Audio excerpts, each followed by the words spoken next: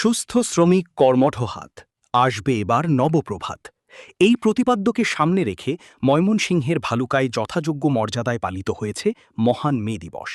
বৃহস্পতিবার ১ মে বিকালে ভালুকা পৌর শ্রমিক দলের সাবেক সাংগঠনিক সম্পাদক জহির রায়হানের নেতৃত্বে একটি বিশাল র্যালি বের হয়ে উপজেলার প্রধান প্রধান সড়ক প্রদক্ষিণ শেষে বিএনপির দলীয় কার্যালয়ে এসে মিলিত হয়।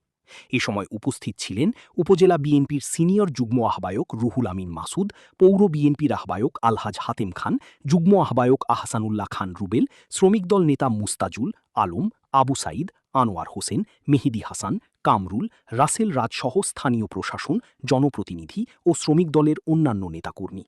আলোচনা সভায় বক্তারা শ্রমিকদের ন্যায্য মজুরি, নিরাপদ কর্মপরিবেশ ও শ্রমিক অধিকার নিশ্চিতের বিষয়ে আলোচনা করেন। উৎসবমুখর পরিবেশে দিনব্যাপী নানা কর্মসূচির মধ্য দিয়ে আয়োজনের সমাপ্তি ঘটে।